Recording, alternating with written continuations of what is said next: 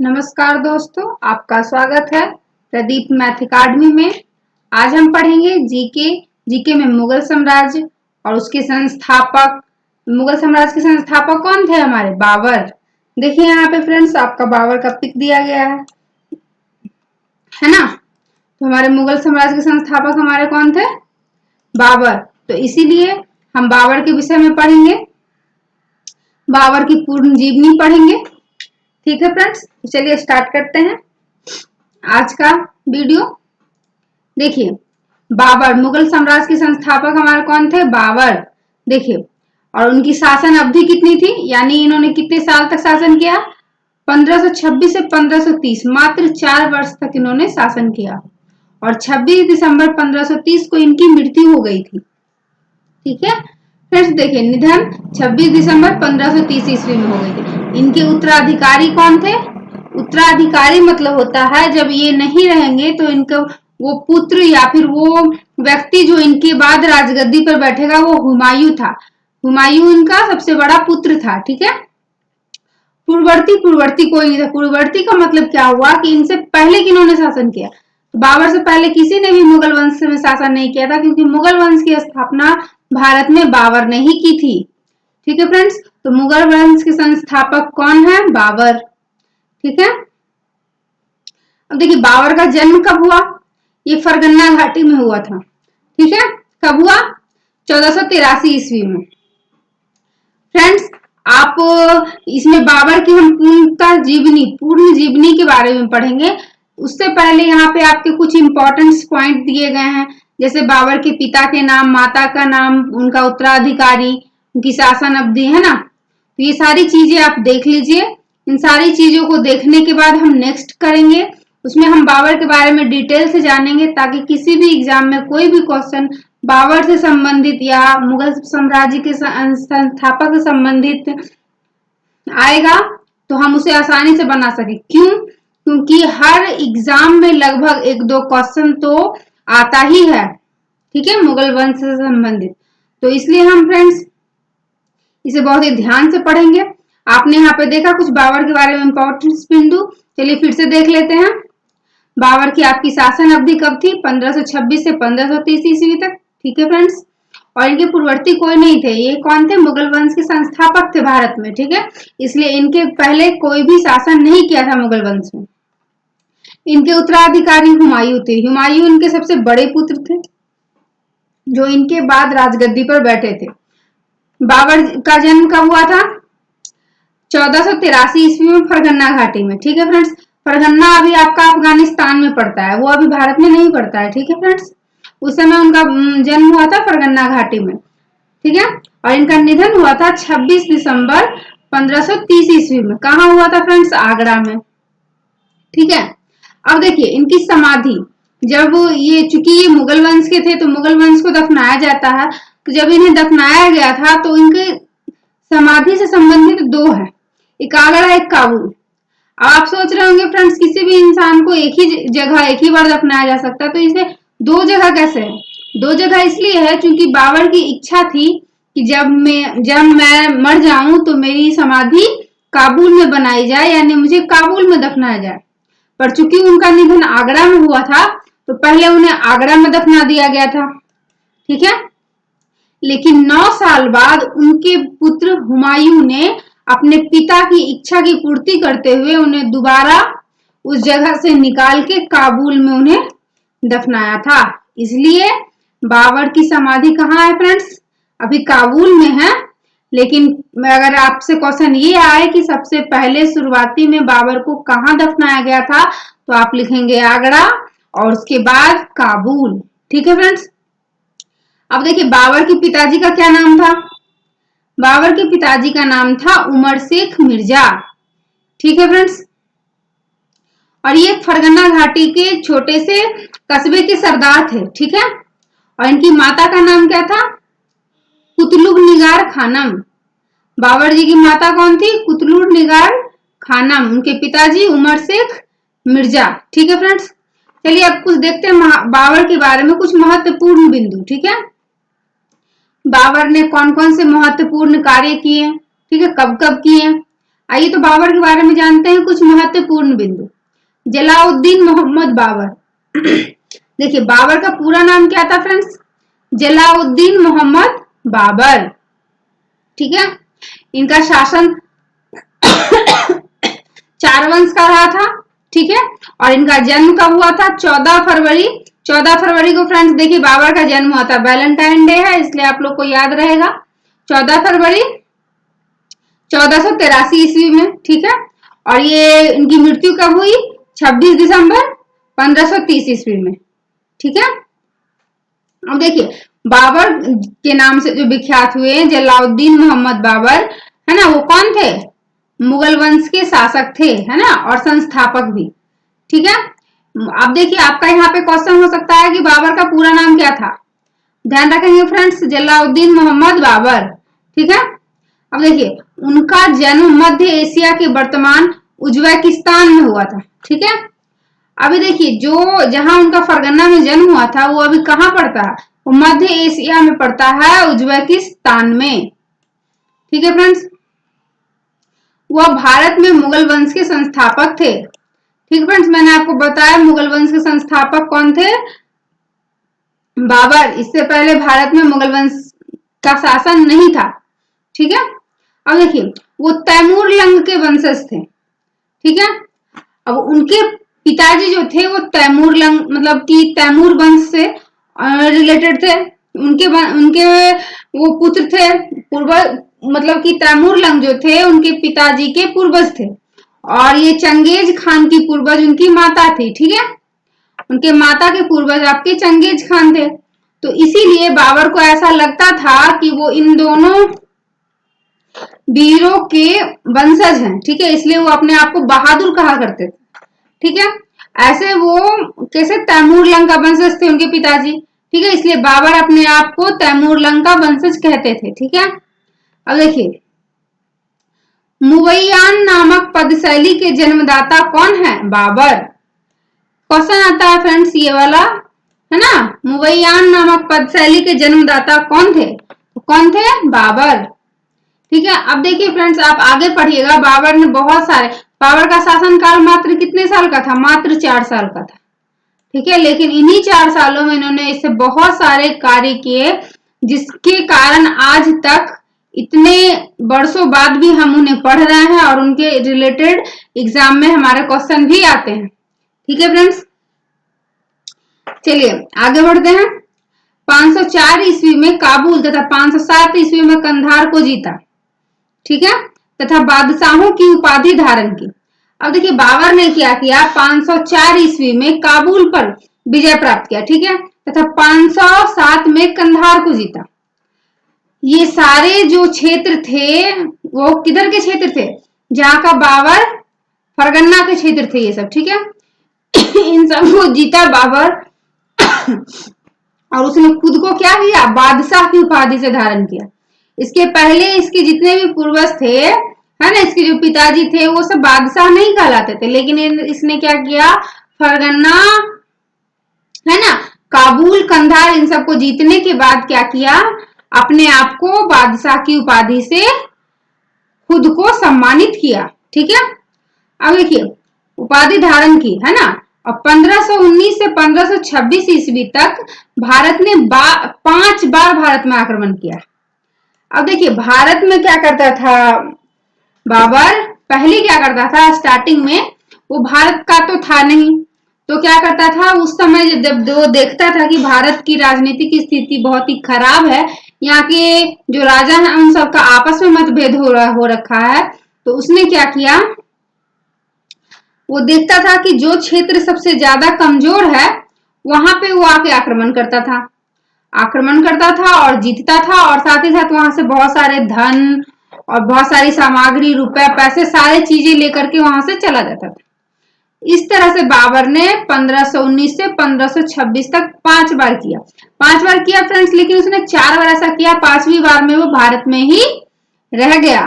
ठीक है, उसने 4 बार आक्रमण किया और सामग्री लूट के चला गया। ठीक है, वापस फरगना, लेकिन 5वीं बार उसका मुकाबला किससे हुआ? इब्राहिम लोदी से। ठीक है,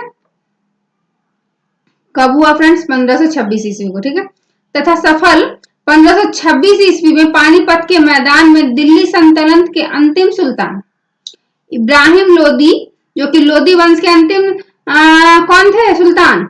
इब्राहिम लोदी, ठीक है फ्रेंड्स। देखिए आपका क्वेश्चन आ सकता है, यहाँ से एक और क्वेश्चन है, लोदी वंश का क्वेश्चन है, पर ये आता है एग्जाम में कि लोदी वंश के अंतिम सुल्तान कौन थे? इब्राहिम लोदी, ठीक है।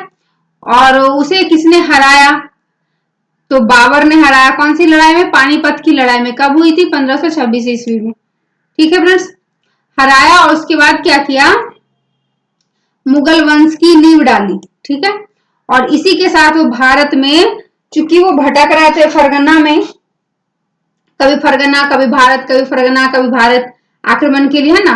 तो उन्हें लगा कि कोई ऐसा स्थायी जगह हमको चाहिए जहां हम आराम से रह के शासन कर सके।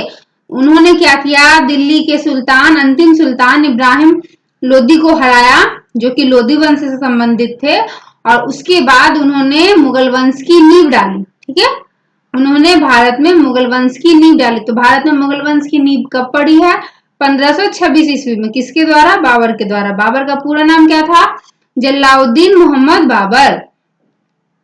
उसके बाद क्या किया बाबर ने फ्रेंड्स? 1526 ईस्वी में मुगल साम्राज्य की नींव डाली और 1530 ईस्वी में उसकी मृत्यु हो गई। यानी बाबर कुल 4 साल तक शासन किया।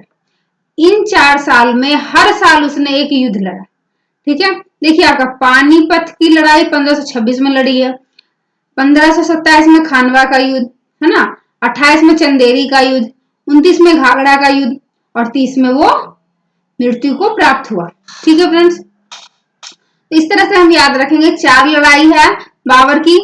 इसको हम इस तरह से भी याद रख सकते हैं, बाबर आया, ठीक है। सबसे पहले कौन सी लड़ाई है? पानीपत। तो बाबर आया, पानी पिया, खाना खाया, है ना, चाय पिया, है ना, और घूमता हुआ वापस चला गया, ठीक है। इस तरह से 4 युद्ध उसका है। बाबर आया, पानी पिया, खाना खाया, चाय पिया और घूमता हुआ चला गया, ठीक है। तो कौन कौन सा? पानीपत, खानवा, चंदेरी, घाघरा, ठीक है। ये 4 युद्ध बाबर ने लड़ा। और सबसे इंपॉर्टेंट बात ये है कि उसने ये जो 4 लड़ाइयां लड़ी, उस चारों में उसे विजय प्राप्त हुआ, ठीक है। चारों लड़ाई में वो क्या हुआ है? विजय प्राप्त हुआ है, ठीक है फ्रेंड्स। चलिए अब पढ़ते हैं डिटेल से कौन सी लड़ाई कब हुई थी, किसके साथ हुई थी, ठीक है। आइए देखिए। देखिए बाबर का जन्म फरगना घाटी के, है ना, अंदीजान नामक शहर में हुआ था। आपको मैंने पहले बताया था फ्रेंड्स कि बाबर का जन्म कहाँ हुआ था? फरगना में, ठीक है। अभी वो कहाँ पड़ता है? हमारा उज्बेकिस्तान में पड़ता है। भारत में जो हमारा बाबर था, उसने भारत में मुगल साम्राज्य की नींव डाली थी, उसका जन्म हुआ था फरगना घाटी में, जो कि अभी फिलहाल में उज्बेकिस्तान में पड़ता है, ठीक है फ्रेंड्स। अब देखिए बाबर के पिताजी जो थे उमर शेख मिर्जा थे, ठीक है। और वो क्या थे? फरगना घाटी के शासक थे, ठीक है। वो फरगना घाटी के शासक थे, ना बादशाह की बादशाह नहीं थे। और बादशाह की उपाधि खुद को किसने दी है? बाबर ने दी है, ठीक है। अब देखिए उसके बाद वो क्या थे? एक छोटे से कद के व्यक्ति थे, ठीक है। गोल चेहरा था, दाढ़ी रखते थे, इस टाइप से उनके पिताजी के बारे में वर्णन किया गया, ठीक है। बाबर किसके बारे में? बाबर के पिताजी। अब उनकी माता जी देखिए, उनकी माता, बाबर की माता कौन थी? कुतलुब निगार खानम, ठीक है। तो बाबर कौन थे? उमर शेख मिर्जा और कुतलुब निगार खानम के ज्येष्ठ पुत्र थे बाबर, ठीक है। देखिए फ्रेंड्स बाबर के क्या हुए थे? पिताजी की मृत्यु बहुत ही पहले हो गई थी, बहुत ही जल्दी, ठीक है। तो बहुत ही कम उम्र में उन्होंने फरगना का राजगद्दी को अपनाया था। लेकिन वहां पे क्या हुआ इनके साथ कि कुछ जो रिलेशन होते हैं, जो रिलेटिव होते हैं, उसी के साथ इनका लड़ाई हुआ था। बार बार ये चूंकि छोटे थे और इनके सामने बहुत सारी चुनौती थी कि कैसे अपने साम्राज्य का स्थापना करना है, कैसे अपना शासक, अपने आप को सिद्ध करना है एक श्रेष्ठ शासक के रूप में। इन सब के बीच वो बार बार लड़ाई करते थे, हारते थे, जीतते थे, हारते थे, जीतते थे। इस तरह से इन्होंने फिर देखा, इनका नजर कहाँ गया? भारत की ओर। उस समय भारत की स्थितियां बहुत खराब थी, राजनीतिक स्थिति, इसलिए उन्होंने क्या किया? वो भारत की ओर बढ़े और वहां पे आक्रमण किया। और जब भी उन्होंने देखा, वो शुरू में क्या करते थे? भारत में शुरू में वो ट्रायल के तौर पर भारत में छोटे छोटे क्षेत्र में आक्रमण करते थे और सब जगह जीतते थे, रुपए पैसे अनाज ये सारी चीजें लूट के चले जाते थे। लेकिन जब उन्होंने देखा कि वो यहाँ इधर अच्छे से नहीं रह सकते हैं और भारत में बहुत ही अच्छे से रह सकते हैं वो, तब उन्होंने क्या किया, 1526 ईस्वी में इब्राहिम लोदी को हराया पानीपत की लड़ाई में और उसके बाद मुगल साम्राज्य की नींव डाली और वो हमेशा के लिए भारत में ही रह गए। ठीक है फ्रेंड्स, देखिए अब इसी के बारे में आपका जो बाबर है उसका हम लोग ये शुरू से जान रहे थे बाबर के बारे में। ठीक है, अब देखिए बाबर जो थे, बाबरनामा की रचना बाबर ने खुद की है। ठीक है, और बाबर की जो मातृभाषा थी वो कौन सी भाषा थी, चगताई। तो उन्होंने क्या किया है, चगताई भाषा में ही बाबरनामा की रचना की। ठीक है, पर बाबर जो थे वो फारसी भाषा, जो जिस समय बाबर वहां रहते थे फरगना घाटी में, वहां की बोलचाल की भाषा फारसी थी। तो बाबर क्या थे, फारसी भाषा को भी जानते थे, लेकिन उनकी मातृभाषा क्या थी, चगताई भाषा। ठीक है, और चगताई में ही उन्होंने बाबरनामा की रचना की है। ठीक है फ्रेंड्स, और उन्हें फारसी भाषा भी आती थी। ठीक है, अब देखिए मंगोल जाति है ना, जिसे फारसी में मुगल कहते हैं, होने के बावजूद उनकी जनता अनुचर तुर्क तथा फारसी लोग थे। ठीक है, अब देखिए बाबर जो थे वो मंगोल जाति से संबंधित थे, लेकिन उनकी जनता कैसी थी, तुर्क थी, फारसी थी, है ना, साथ में पश्तो थी। ये सारी कबीले की उनकी जो कबीला था उन सब में ये सारे लोग रहते थे और मिलजुल कर अच्छे से रहते थे। ठीक है, और बाबर क्या था, एक तगड़ा और शक्तिशाली राजा था। ठीक है, अब ऐसा कहा जाता है, ठीक है, बाबरनामा में कि वो सिर्फ व्यायाम करने के लिए क्या करता था, दो लोगों को कंधे पर उठा करके मतलब क्या करता था, बहुत दूर तक दौड़ता था। ठीक है, किस लिए, सिर्फ व्यायाम को करने के लिए, इसलिए बाबर बहुत ही स्ट्रांग था शारीरिक रूप से भी। ठीक है, बाबर के अनुसार है ना, जो लोक कथा है, जो सब लोग जो बातचीत करते हैं तो बताते हैं कि बाबर कैसा था, उन सबों के अनुसार बाबर अपने राह में आने वाली जितनी भी नदी पड़ती थी, मतलब कि वो किसी भी दूसरे क्षेत्र पर आक्रमण करने जाता था, तो अगर बीच में नदी पड़ती थी तो वो क्या करता था, उस सारी नदियों को हमेशा तैर के पार करता था। और इसीलिए उसने क्या किया था, गंगा नदी को 2 बार तैर के पार किया था। ठीक है, बाबर के चचेरे भाई मोहम्मद हैदर ने लिखा है कि उस समय चुगताई के लोग असभ्य और असंस्कृत थे।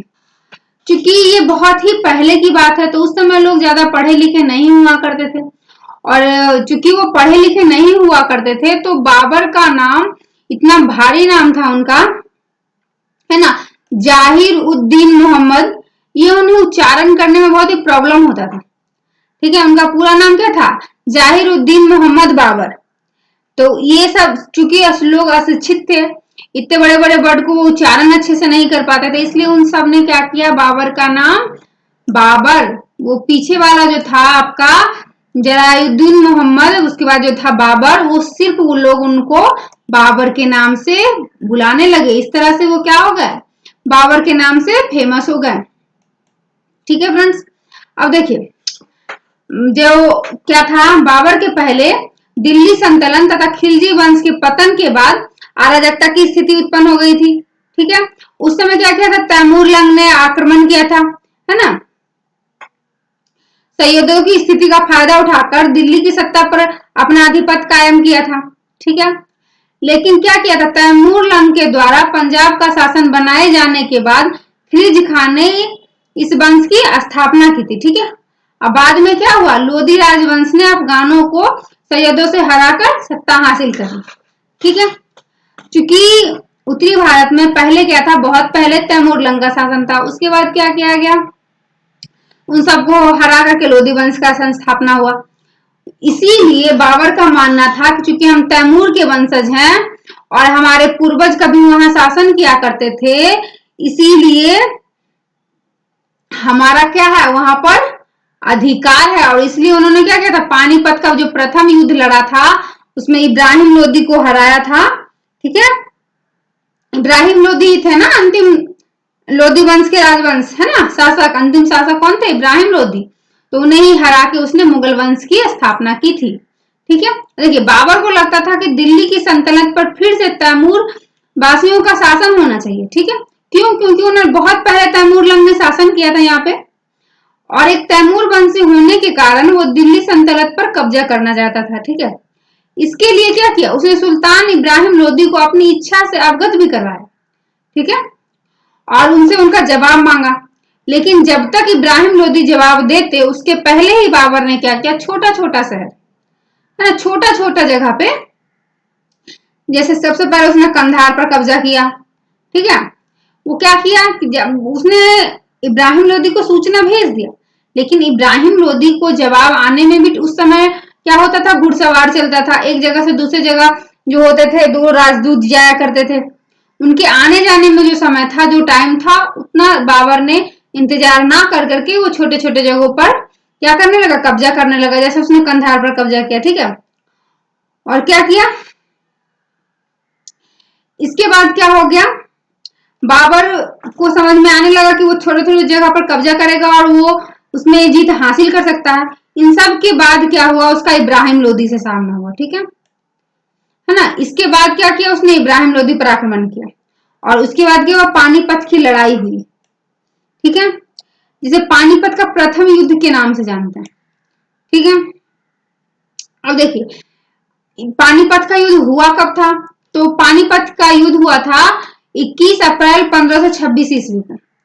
21 अप्रैल 1526 को, लेकिन ये कहां वर्णित है, बाबरनामा में। बाबरनामा के अनुसार पानीपत की पहली लड़ाई 21 अप्रैल 1526 ईस्वी में हुई थी। ठीक है, इसमें बाबर की सेना इब्राहिम लोदी की सेना के सामने बहुत छोटी थी। क्या हुआ था, जब पानीपत की लड़ाई हुई थी उस समय क्या था कि बाबर के पास मात्र 10,000 सैनिक थे, लेकिन इब्राहिम लोदी के पास 1 लाख सैनिक थे। इसलिए उन लोगों को विश्वास था कि हम लोग जीत जाएंगे, लेकिन बाबर ने क्या किया, बहुत ही अच्छी युद्ध नीति के साथ साथ उसने तोपखाने का भी प्रयोग किया था, है ना। इसके क्या किया उसने, चारों तरफ से अपने सैनिक को छोटे छोटे टुकड़ियों में बांट करके 3 तरफ से लड़ाई करने के लिए भेज दिया, और सामने से वो इब्राहिम लोदी से लड़ रहा था, और एक टुकड़ी को क्या किया उसने, अलग से रख दिया, मतलब उसको लड़ाई के लिए नहीं भेजा।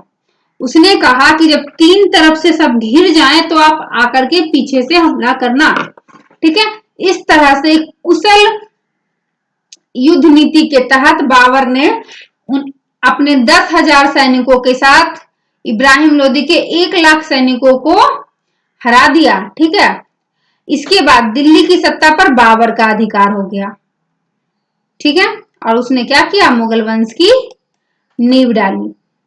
ठीक है फ्रेंड्स, अब देखिए जो राजपूत थे राणा सांगा, अब बाबर को लगा कि अब मेरा यहाँ पर अधिकार तो हो गया है, लेकिन अगर हमको परमानेंट यहाँ पे बने रहना है तो उस समय के एक राजपूत राजा थे राणा सांगा। ठीक है, राणा सांगा वहां के सबसे ज्यादा मजबूत राजा थे उस समय। तो उन्हें लगा कि अगर हम जब तक इसे नहीं हराएंगे हमारा अस्तित्व पर खतरा बना रहेगा। ठीक है, क्योंकि राणा सांगा एक हिंदू शासक थे। ठीक है, और बाबर जो था एक मुस्लिम शासक था, तो उसे लगा कि अगर हम राणा सांगा को हरा देते हैं तो हमें फिर मेरा मुकाबला करने के लिए यहाँ पे कोई नहीं रह जाएगा, और हम अपने अनुसार यहाँ लॉन्ग टाइम तक शासन कर पाएंगे। इसीलिए क्या हुआ, देखिए उस समय पढ़ते हैं थोड़ा सा राणा सांगा के बारे में। राणा सांगा के नेतृत्व में राजपूत काफी कठिन, है ना, मतलब बहुत ही ज्यादा संगठित और शक्तिशाली हो चुके थे। राणा सांगा एक बहुत ही कर्मठ और बहुत ही अच्छे शासक थे ना। राजपूतों ने एक बड़ा सा क्षेत्र स्वतंत्र कर लिया था। क्या किया था राणा सांगा के समय, छोटे छोटे भाग पर वहां आक्रमण करते हुए जीतते हुए उन्होंने क्या किया था, एक बड़ा सा क्षेत्र को स्वतंत्र कर लिया था, मतलब अपने अंतर्गत कर लिया था। ठीक है, और वे दिल्ली की सत्ता पर काबिज होना चाहते थे। देखिए अब वे चाहते थे कि सारा क्षेत्र तो हमारा हो ही गया, हम दिल्ली का जो सत्ता है वो भी हमें हासिल हो जाए। लेकिन जस्ट 1 साल पहले, मतलब थोड़ा समय पहले 1526 ईस्वी में क्या हुआ था, पानीपत की लड़ाई के समय बाबर ने मुगल वंश की स्थापना की थी दिल्ली में। राणा सांगा सोच रहे थे कि अब हम दिल्ली पर क्या करें, अपनी सत्ता को स्थापित करे। ठीक है, बाबर की सेना राजपूतों की आधी भी नहीं थी। अब देखिए यहाँ पर भी बाबर की सेना क्या थी, राजपूतों की सेना से बहुत कम थी। यहाँ पर हमें एक सीख मिलती है फ्रेंड्स की सामान ज्यादा कम या फिर हमारे पास अगर कोई सुविधा नहीं हो और तो ये सब कोई बहुत मायने नहीं रखती है, क्योंकि माइंड सेटल होना चाहिए और हमारा जो तकनीक है उसे प्रयोग करने का जो तरीका है वो आना चाहिए, तब हमें जीत हासिल होगी ही होगी। आपने देखा पानीपत की जब लड़ाई हुई थी उस समय इब्राहिम लोदी के पास 1 लाख सेना थी और बाबर के पास मात्र 10,000, फिर भी जीत किसकी हुई, बाबर की। यहाँ भी देखिए आप राणा सांगा के पास बाबर की सेना राजपूतों की सेना की आधी थी, मतलब जो राणा सांगा की जो सेना थी उसके सामने बाबर की सेना बहुत ही कम थी, आधी थी। ठीक है, फिर भी क्या हुआ, बाबर का जीत हुआ। ठीक है, इसीलिए संसाधनों की कमी से कभी भी कम होने से उसका अफसोस नहीं करना चाहिए। क्या करना चाहिए, अपने माइंड को सेटल कर करके कैसे भी करके उसको ये देखना चाहिए किस तरह से हम उपयोग करें कि कम संसाधनों में हम अपनी इच्छाओं की पूर्ति या सफलता, है ना, किसी भी क्षेत्र में, पढ़ाई के क्षेत्र में या किसी भी क्षेत्र में हम हासिल कर सके। ठीक है फ्रेंड्स, चलिए तो अब आगे बढ़ते हैं। 17 मार्च 1527 में खानवा की लड़ाई राजपूतों तथा बाबर की सेना के बीच हुई। ठीक है, राजपूतों का जितना निश्चय लग रहा था कि युद्ध के दौरान राणा सांगा घायल हो, मतलब कि राजपूतों का क्या था, उन्हें लग रहा था कि भाई हमारी जीत तो निश्चित है। क्यों, क्योंकि हमारी सेना डबल है और हमें लड़ाई भी अच्छे से करनी आती है। वो सारे एक वीर योद्धा थे। पर उस समय क्या हुआ, जो उनके लीडर थे, उनके राजा थे राणा सांगा, वही घायल हो गए। ठीक है, क्योंकि बाबर की सेना कम थी इसलिए उन सबका निशाना सबसे पहले कौन था, राणा सांगा।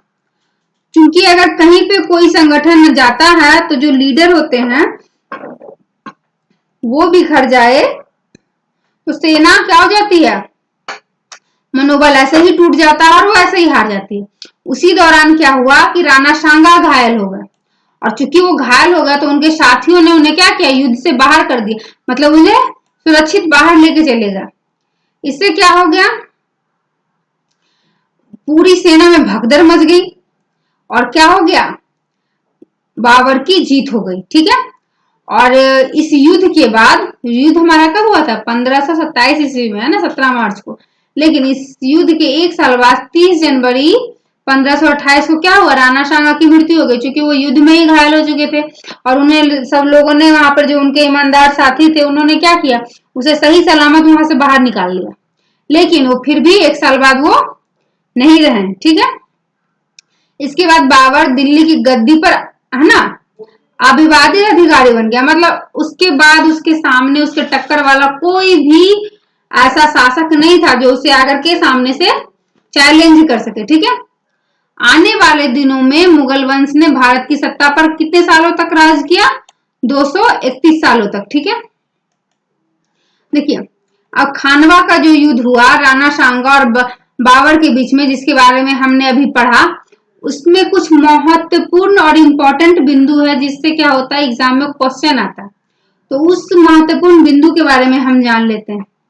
देखिए एग्जैक्ट डेट जो था आपका खानवा का युद्ध का, वो कब हुआ था, 17 मार्च 1527 ईस्वी को। किसके किसके बीच हुआ था, मेवाड़ के शासक राणा सांगा। अच्छा ये देखिए, आपका ये भी क्वेश्चन आ सकता है कि उस समय राणा सांगा कहाँ के शासक थे, कहाँ के शासक थे, मेवाड़ के। ठीक है, मेवाड़ के शासक राणा सांगा और बाबर के मध्य हुआ था। ठीक है, इस युद्ध में राणा सांगा का खास तौर पर मुस्लिम, है ना, यदुवंशी राजपूत। अब देखिए राणा सांगा की तरफ से क्या हो रहा था, राणा सांगा कौन थे, राजपूत थे, लेकिन उनकी तरफ से जो लड़ रहा था वो एक मुस्लिम यदुवंशी था। ठीक है, सब लोग मिलके साथ में रहते थे और वो एक विश्वासपाती था।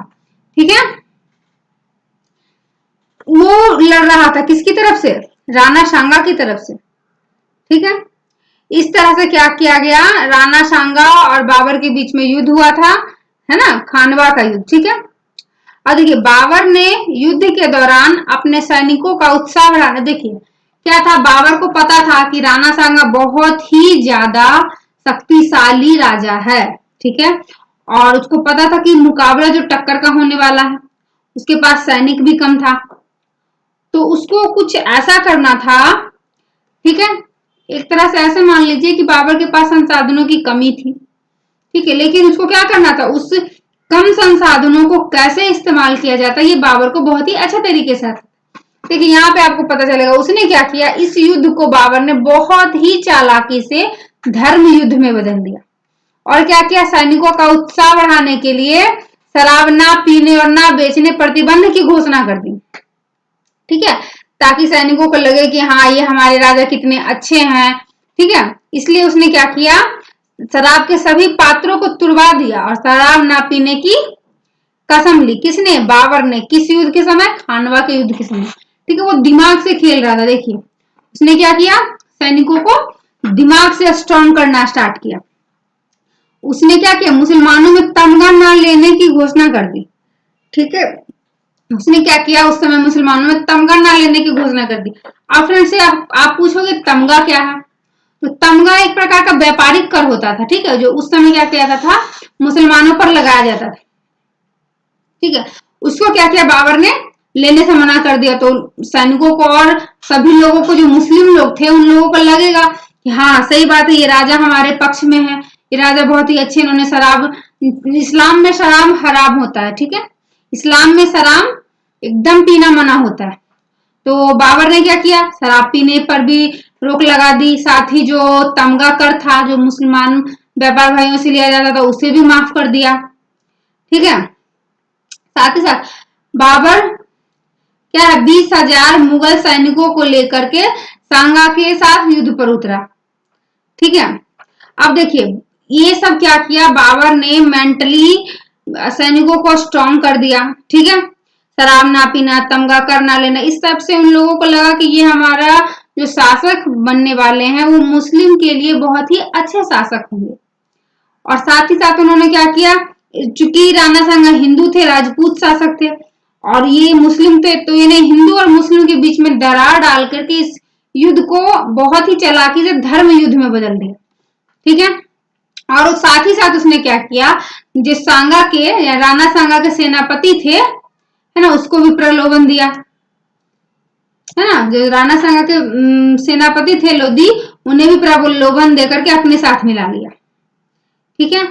अब देखिए घर का भेदी लंका डालने वाला हाल है, क्योंकि राणा सांगा बहुत ही ज्यादा शक्तिशाली थे, इसलिए बाबर ने शुरू से ही दिमाग लगाया, सैनिक, सबसे पहले तो सैनिकों को भड़काया, दूसरी बात जनता का और क्या किया, कर माफ करके उन सब का सपोर्ट लिया, उसके बाद क्या किया उसने, जो राणा सांगा के सेनापति को अपनी तरफ मिला लिया, ठीक है।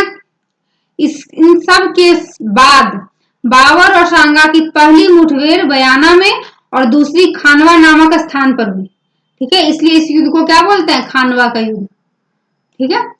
इस तरह खानवा के युद्ध में भी पानीपत युद्ध की रणनीति, अब देखिए पानीपत की जो रणनीति थी, जो उस समय बाबर ने अपनाया था और इब्राहिम लोदी पर जीत पाया था, वही नीति इसमें इस युद्ध में भी, खानवा के युद्ध में भी अपनाया करके बाबर ने राणा सांगा के विरुद्ध एक सफल युद्ध रणनीति तय की, ठीक है। इसमें राणा सांगा की हार हुई, ठीक है, और बाबर विजय हुआ। हार हुई थी लेकिन राणा सांगा घायल हुए थे, वो मरे नहीं थे, ठीक है, वहां से उनको निकाल लिया गया था और 1 साल बाद उनकी मृत्यु हुई थी, ठीक है फ्रेंड्स। यहीं से बाबर ने भारत में रहने का निश्चय किया। इस युद्ध में ही प्रथम बार बाबर ने क्या किया, धर्म युद्ध का नारा दिया। उसने बहुत ही चालाकी से अपने स्वार्थ के लिए लड़े जाने वाले युद्ध को किस युद्ध का नाम दे दिया, धर्म युद्ध का, ठीक है। और इसी युद्ध के बाद बाबर ने गाजी अर्थात दानी की उपाधि धारण की। अब देखिए पहले बाबर ने क्या किया था, बादशाह की उपाधि धारण किया था। अब उसने क्या किया, खानवा का युद्ध जीतने के बाद, आपका क्वेश्चन ये भी आ सकता है फ्रेंड्स, खानवा का युद्ध जीतने के बाद बाबर ने कौन सी उपाधि धारण की थी, तो खानवा का युद्ध जीतने के बाद बाबर ने कौन सी उपाधि धारण की, दानी, है ना, ठीक है फ्रेंड्स, बाबर ने दानी की उपाधि धारण की थी, दानी, है ना, देखिए, और इसे क्या कहते हैं, गाजी भी कहते हैं, ठीक है। चलिए अब आपने पूर्ण रूप से पढ़ लिया फ्रेंड्स खानवा और पानीपत के युद्ध के बारे में। यहाँ इन दोनों युद्ध से कहीं भी कोई क्वेश्चन आएगा तो आप लोगों को कहीं से कोई प्रॉब्लम नहीं होना चाहिए। ठीक है, आगे पढ़ते हैं चंदेरी का युद्ध। ठीक है फ्रेंड्स, अब देखिए आपका 26 में हुआ पानीपत, 27 में हुआ खानवा, उसके बाद हमारा 28 में कौन सा युद्ध लड़ा बाबर ने? चंदेरी का युद्ध। ठीक है, अब देखिए चंदेरी के युद्ध के बारे में पढ़ते हैं। मेवाड़ विजय के पश्चात बाबर ने अपने सैनिक अधिकारियों को पूर्व में विद्रोहियों का दमन करने के लिए भेज दिया। अब देखिए क्या हो रहा था कि कहीं ना कहीं से जो विद्रोही है वो तो उत्पन्न होंगे ही। उसने क्या किया, बाबर ने अपने सैनिकों को उन सबका दमन करने के लिए भेज दिया, क्योंकि पूरब में बंगाल के शासक नुसरत शाह ने अफगानों का स्वागत किया था और समर्थक भी प्रदान किए थे। इससे उत्साहित होकर अफगानों ने अनेक स्थानों पर मुगल को निकाल दिया था। अब उसे लग रहा था कि भाई क्या किया है, अफगान को बंगाल के शासक जो थे नुसरत शाह वो प्रोत्साहन दे रहे हैं, समर्थन दे रहे हैं, सहयोग कर रहे हैं। इससे क्या किया जा रहा है, मुगलों को कई स्थान से जो छोटे छोटे मुगल शासक थे उन सबको हटाया जा रहा था। तो क्या किया, बाबर को भरोसा था कि उसका अधिकारी अफगान विद्रोहियों का दमन करेंगे, है ना। अतः उसने चंदेरी पर आक्रमण करने का निश्चय लिया। ठीक है, अब देखिए चंदेरी का जो राजपूत शासक था मेदिनी राय, है ना, खानवा का युद्ध में राणा सांगा की ओर से वो लड़ा था। जब खानवा का युद्ध हुआ था तो उस समय उसने क्या किया था, राणा सांगा का समर्थन किया था। ठीक है, मेदिनी राय, चंदेरी के राजपूत शासक कौन थे? मेदिनी राय। ठीक है, और अब चंदेरी में राजपूत सत्ता का पुनः गठन हो गया था। चंदेरी पर आक्रमण करने के निश्चय से ज्ञात था कि बाबर की दृष्टि में राजपूत संगठन अफगानों की अपेक्षा में अधिक गंभीर था। जैसे बाबर को पता था कि राजपूत बहुत डरे हुए हैं, क्योंकि उन्होंने राणा सांगा जैसे बहुत ही शक्तिशाली राजा को पर विजय प्राप्त कर लिया था, है ना। इसलिए क्या था, वो राजपूत की शक्ति को नष्ट करना चाहता था, पूर्णता से राजपूत को खत्म करना चाहता था। ठीक है, और अधिक मतलब बहुत ही ज्यादा आवश्यक समस्या था वो कि क्या करे, राजपूतों को खत्म कर दे। तथा चंदेरी पर अपना एक व्यापारिक तथा सैनिक महत्व भी था। अब चंदेरी का अपना एक व्यापारिक और क्या था, सैनिक महत्व था। तो उसको लगा कि सब चीज जीतने के बाद मेरा सैन्य शक्ति और बढ़ जाएगा, है ना। वो मालवा तथा राजपूतानों में प्रवेश करने के लिए उपयुक्त स्थान था। बाबर ने सेना चंदेरी पर आक्रमण करने के लिए भेज दी। ठीक है, उसने राजपूतों को पराजित कर दिया। देखिए भेज भी दिया और राजपूत को क्या किया, पराजित किया। ठीक है फ्रेंड्स, इससे बाबर ने स्वयं चंदेरी जाने का निश्चय किया, क्योंकि यह संभव है कि चंदेरी राजपूत शक्ति का केंद्र बन जाए। अब देखिए क्या है कि हो सकता है कि चंदेरी पर जो सैनिक को उसने भेजा और जो छोटे छोटे स्थान पर उसने सफलता प्राप्त की, तो उससे संभव था कि क्या करे, सारी शक्ति का केंद्र, सारे राजपूत सब कुछ एक साथ चंदेरी में उपस्थित हो जाए, जमा हो जाए और बाबर के खिलाफ क्या करें, लड़ाई लड़े या साजिश करे। इसलिए बाबर ने स्वयं चंदेरी जाने का निर्णय लिया। ठीक है, उसने चंदेरी के विरुद्ध लड़ने के लिए 21 जनवरी, ठीक है, 1528। अब देखिए चंदेरी का युग है आपका 21 जनवरी 1528 को तारीख की घोषणा कर दी कि इस दिन क्या होगा, हम लोग चंदेरी जाएंगे और उस दिन लड़ाई होगी। क्योंकि इस घोषणा से उसे चंदेरी की मुस्लिम जनता का जो बड़ी संख्या में समर्थन प्राप्त होने की आशा थी। अब वो क्या किया था, चूंकि वो एक मुस्लिम शासक था और मुस्लिम शासकों के लिए शराब बंद और वो जो तमगा कर माफ कर दिया था, इन सब से उसको कुछ उम्मीद था कि जो मुस्लिम हमारे जनता है वो सब हमारा सपोर्ट करेंगे। ठीक है, और जिहाद, जिहाद का नारा, मतलब उसने क्या किया, बहुत ही मुसलमानों को भड़का दिया था। ठीक है, तो राजपूतों तथा इन मुसलमानों का सहयोग रोका जा सकता था। उसने क्या किया, दोनों के बीच में, राजपूत और मुसलमान दोनों के बीच में क्या किया, फूट डाल दिया, जिहाद का नारा लगा दिया। ठीक है, उसने मेदिनी राय के पास संदेश भेजा कि वह शांति पूर्ण रूप से चंदेरी का समर्थन कर दे और उसे शमशाबाद की जहागीर दे दी जाए। मतलब क्या किया, बाबर ने पहले एक शांति समझौता भेजा, बोला कि भाई हमको शमशाबाद की जागीर दे दीजिए और क्या कीजिए, हमें हमारे संरक्षण में आ जाइए। ठीक है, अब मेदिनी राय ने क्या किया, ये प्रस्ताव को अस्वीकार कर दिया कि हम अपना एक राज्य भी दे दे आपको और आपके समर्थन में भी आ जाए। ठीक है, इसके बाद है ना राजपूतों ने भयंकर युद्ध किया, राजपूती वीरांगना ने जौहर किया। ठीक है, जौहर का मतलब होता है आत्मदाह। ठीक है, जौहर का मतलब होता है आत्मदाह। मतलब क्या किया, राजपूत लोग लड़ाई लड़ने गए थे और चूंकि जब कहीं भी कोई भी राजा किसी भी से लड़ाई लड़ता है, उसके बाद जिसकी भी विजय होती है, जैसे बाबर और आपका ये चंदेरी में जो युद्ध हुआ था, इसके बाद क्या होगा, जो जैसे बाबर विजय हुआ तो पूरे राजपूत घराना पर बाबर का शासन हो जाता। इससे वहां की जो स्त्रियां थी अपने आप को असुरक्षित महसूस करती, इसलिए वहां की वीरांगनाओं ने क्या किया, अपने आप को सती होने का या जौहर होने का, आत्मदाह करने का निश्चय किया। ठीक है, और उन्होंने बहुत सारी स्त्रियों ने क्या किया, जौहर किया। इसके बाद बाबर के अनुसार उन्हें तोप खाने से मदद दी। अब देखिए बाबर ने क्या किया, तोप खाने का प्रयोग किया और क्या किया, मात्र 1 घंटे में चंदेरी पर अधिकार कर लिया। उसने चंदेरी का राज्य मालवा सुल्तान के वंशज अहमद शाह को दे दिया।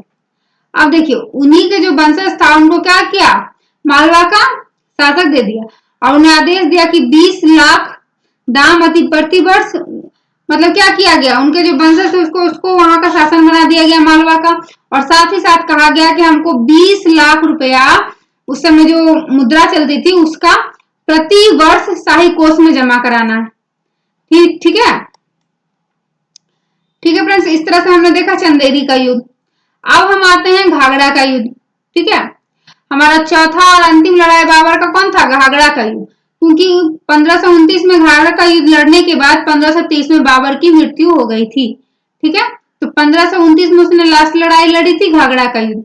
ठीक है, और उसने क्या किया था, इसमें भी जीत हासिल किया था। ठीक है फ्रेंड्स, कौन सा युद्ध में, घाघरा का युद्ध। चलिए पढ़ते हैं घाघरा के युद्ध के बारे में। हमारा मोहम्मद लोदी है ना बिहार पहुंच गया था और उसके नेतृत्व में 1 लाख सैनिक एकत्र हो गए। ठीक है, मोहम्मद लोदी कहाँ आ गया था, बिहार में, हमारे मौजूदा बिहार में, और उसके नेतृत्व में 1 लाख सैनिक जमा हो गए थे। इसके बाद अफगानों ने पूर्वी क्षेत्रों पर आक्रमण कर दिया और क्या किया, महमूद लोदी चुनार तक क्या किया, उसने आक्रमण करके सत्ता हासिल की। ठीक है, ऐसी स्थिति में बाबर ने उससे युद्ध करने के बाद 1529 ईस्वी में आगरा के लिए प्रस्थान किया। ठीक है, इसमें क्या किया, जहां कहीं भी बाबर देखता था कि कोई शासक उभर रहा है, ठीक है, या मेरे खिलाफ जा सकता है, वो उससे लड़ाई लड़के उसको हरा देता था। ठीक है, क्योंकि बाबर एक बहुत ही मजबूत शासक था। अनेक अफगान सरदारों ने उसकी अधीनता स्वीकार कर ली थी, लेकिन मुख्य अफगान सेना जिसे बंगाल के शासक नुसरत शाह का समर्थन प्राप्त था, जो कि गंडक नदी पूर्वी तट पर थी, है ना, बाबर ने गंगा नदी पार करके, देखिए आपका आया था ना कि जो बाबर के रास्ते में जितनी भी नदी आती थी उस सबको बाबर तैर के पार करता था। यहाँ पे बिहार आया, बिहार में गंगा नदी है, उसको उसने पार किया, है ना, घाघरा नदी के पास अफगानों के साथ घमासान युद्ध किया। ठीक है, और उन्हें पराजित किया। बाबर ने नुसरत है ना शाह से संधि की। बाबर क्या किया, यहाँ पे लड़ाई किया, लेकिन वो हर जगह शासन तो स्थापित नहीं कर सकता था ना, उसने क्या किया, सबको अपने अंदर ले लिया और अपना एक मुख्य जगह दिल्ली में वो अपना शासन स्थापित किया, और वो क्या किया, सबको अपने अधीन कर करके सबको एक कोष दे दिया कि आपको इतना कोष हमेशा हर साल जमा कराना है, कोई भी बड़ा निर्णय हमारे पूछे बिना नहीं लेना है।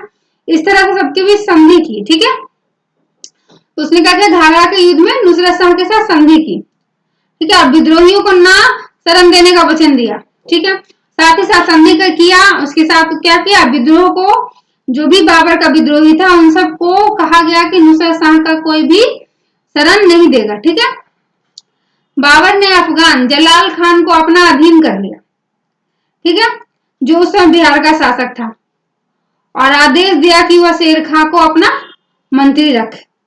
क्या किया, अब वो शासक बन गया था, हर जगह जीत चुका था, तो वो क्या करता था, आदेश देता था कि उसको कैसे क्या करना है। ठीक है, इस तरह से हमने देखा बाबर के संपूर्ण जीवन के बारे में, उसका जन्म, उसकी मृत्यु, है ना, और उसका कौन कौन सा। बाबर मात्र 4 साल तक भारत में राज्य किया था, मुगल वंश का स्थापना किया था, और इन 4 सालों में उसने 4 इंपॉर्टेंट लड़ाई लड़ी थी। इन सब लड़ाई से किसी न किसी एग्जाम में क्वेश्चन आता है आपको, और इसलिए हमने हर एक लड़ाई के बारे में पूरे डिटेल से आपको बताया है। तो आप उन सारे क्वेश्चन को एक बार ध्यान से देखिएगा। ठीक है, अब हम आते हैं अंतिम दिन। अब हम, चूंकि बाबर का 4 साल हो चुका और वो 4 लड़ाई लड़ चुका है, अब आ गया है बाबर का अंतिम दिन, है ना, यानी 1530 ईस्वी। ठीक है, अब कहा जाता है, ऐसा मान्यता अब ऐसा लिखा गया है, ऐसा हमारे पूर्वज कहते हैं, या जो हमारा बाबर नाम लिखा है उसके अनुसार उस समय क्या हुआ, 1530 ईस्वी, हुमायूं बहुत ज्यादा बीमार हो गया। ठीक है, हुमायूं कौन था, बाबर का सबसे ज्येष्ठ पुत्र था, उससे बाबर बहुत प्रेम करता था। ठीक है, तो हुमायूं बीमार पड़ने लगा। ठीक है, उस समय क्या किया, अल्लाह ने हुमायूं को स्वस्थ करने तथा बीमारी खुद को दिए जाने की प्रार्थना। क्या किया, बाबर ने अल्लाह से प्रार्थना किया कि हे मतलब अल्लाह, आप क्या करिए, हुमायूं को ठीक कर दीजिए, भले उसके बदले में आप उसकी बीमारी मुझे दे दीजिए। ठीक है, इससे क्या पता चलता है, इससे पता चलता है बाबर एक बहुत ही अच्छा पिता था। ठीक है, इसके बाद क्या हुआ, सच में ऐसा कहा जाता है कि सच ने अल्लाह ने उनकी दुआ कबूल कर ली होगी, क्योंकि क्या हुआ, इसके बाद बाबर धीरे धीरे स्वास्थ्य उसका खराब होने लगा और हुमायूं धीरे धीरे ठीक होने लगा, और अंततः पूर्णतः रूप से हुमायूं ठीक हो गया, और बाबर 1530 ईस्वी में 48 वर्ष की उम्र में मर गया। ठीक है, अब बाबर का इच्छा था कि उसे काबुल में दफनाया जाए। ठीक है, और चूंकि उस समय हुमायूं तुरंत बीमारी से उठा था, और तुरंत शासक भी नहीं बना था, बाबर के मरने के कुछ दिन बाद ही शासक बनता है, पर वो तुरंत तो शासक भी नहीं बना था और तुरंत बीमारी से उठा था। ठीक है, इसलिए उसने कुछ खास निर्णय नहीं लिया, और बाबर को क्या किया गया, आगरा में ही दफना दिया गया। लेकिन लगभग 9 साल बाद, जब हुमायूं बहुत ही अच्छे से अपना शासक बन चुका था और अपना, है ना, तो उसने क्या किया, अपने पिता की इच्छा का मान रखने के लिए, अपने पिता की इच्छा की पूर्ति करने के लिए 9 वर्ष बाद, ठीक है, बाबर के मरने के 9 वर्ष बाद क्या किया गया, हुमायूं ने उनकी इच्छा की पूर्ति करने के लिए उसे काबुल में राजा राम जाट में दफन दिया। क्या किया, वहां से निकाल के, आगरा से उनके जो कब्र था उसको वहां से निकाल लिया गया, और क्या किया गया, काबुल में उन्हें दफनाया गया। ठीक है, बाबर को फरगना का शासक उसकी दादी दौलत बेगम की वजह से मिला। ठीक है, बाबर भी बहुत सारा भाई था, ठीक है, लेकिन वो सबसे बड़ा था, लेकिन फिर भी क्योंकि उसके पिता की मृत्यु के बाद उसकी दादी का कहना था कि नहीं, यहाँ का शासक कौन बनेगा, बाबर। बाबर की उम्र भी काफी छोटी थी उसके बावजूद, तो उसे कहाँ मिला, फरगना का शासक किसके कारण मिला, उसकी दादी, है ना, दौलत बेगम की वजह से मिला। बाबर ने 1560 में बादशाहों की उपाधि धारण की थी। ठीक है, बादशाह की उपाधि धारण बाबर ने खुद से की थी। कब की थी, 1560 ईस्वी में की थी। ठीक है, बाबर ने तोप खाने का भी प्रयोग किया था। तोप खाने का प्रयोग करके ही इतने सारे युद्ध उसने जीते थे ना। प्रथम युद्ध जो पानीपत का हुआ था उसमें पहली बार उसने तोप खानों का प्रयोग किया था। ठीक है ना। तुलगुम युद्ध प्रणाली पानीपत के प्रथम युद्ध में अपनाई थी। ठीक है, और ये प्रणाली क्या थी, उज़्बेकों से सीखी थी। ठीक है, अब देखिए बाबर ने क्या किया था, पानीपत की प्रथम लड़ाई में एक युद्ध नीति का जो प्रयोग किया था। कौन सी युद्ध नीति थी आपकी, तुलगुम युद्ध नीति। ठीक है, और पानीपत की प्रथम लड़ाई, है ना, जीतने के पीछे कारण क्या था, बाबर के पास दो प्रसिद्ध निशानेबाज थे। ठीक है, और प्रसिद्ध निशानेबाज थे, है ना, तुलगुमा नीति थी और तूपखाना था। इन सब के साथ बाबर ने लड़ाई किया था इब्राहिम लोदी से, इसलिए उसे पानीपत की लड़ाई में जीत हासिल हुई थी। ठीक है फ्रेंड्स, इसी के साथ हमारा बाबर का पूरा जीवन, उसके संबंधित सारी लड़ाई, मुगल वंश के संस्थापक, है ना, ये सारा चीज यहीं पे खत्म होता है। ठीक है, आप लोगों से निवेदन है कि अगर आपको ये वीडियो अच्छा लगा हो तो